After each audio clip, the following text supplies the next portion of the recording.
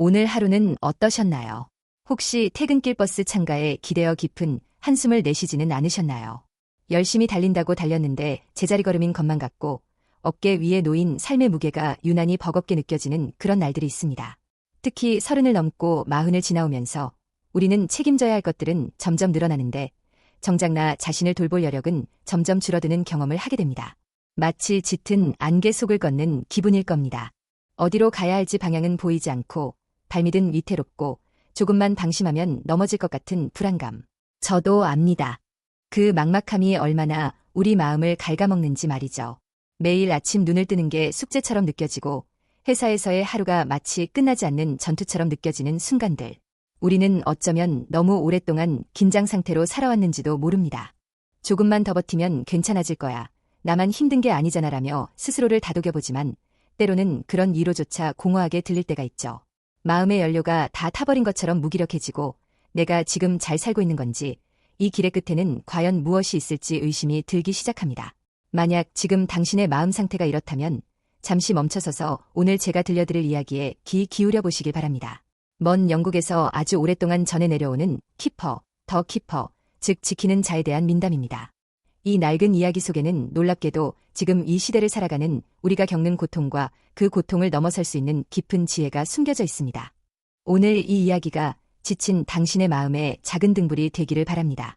옛날 영국의 어느 외딴 마을에 삶의 방향을 잃고 방황하던 한 젊은이가 있었습니다.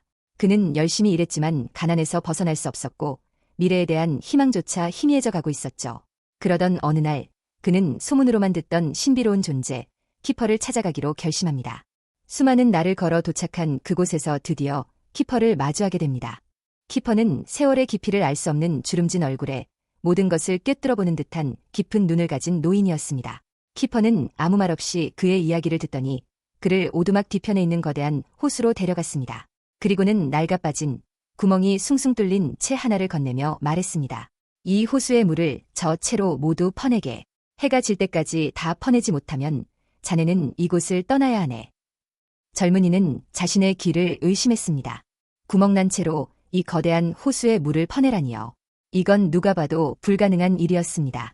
하지만 다른 선택지가 없었습니다. 그는 채를 들고 호수가로 다가가 물을 퍼내기 시작했습니다. 여러분, 이 젊은이의 모습이 낯설지 않으신가요?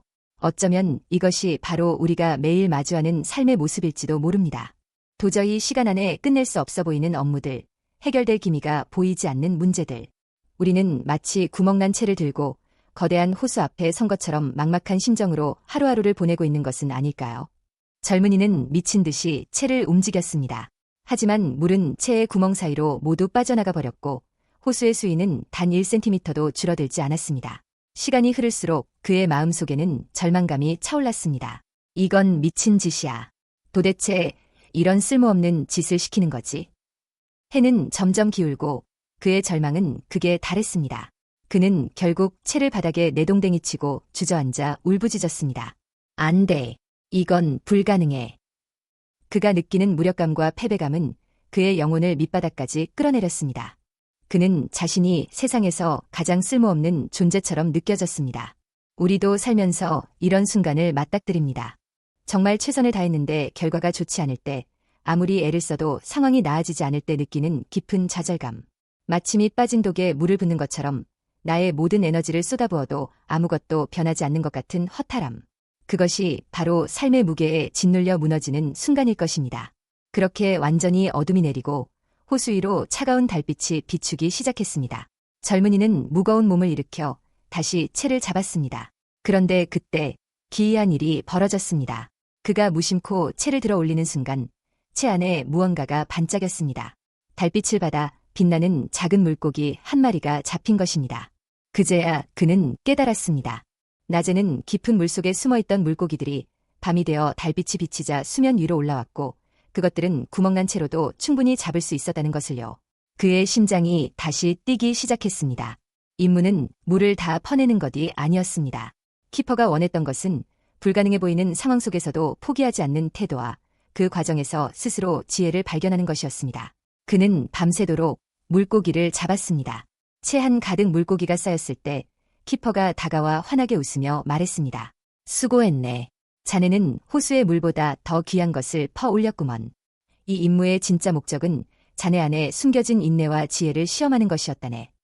젊은이는 그날 밤 단순히 물고기를 얻은 것이 아니었습니다.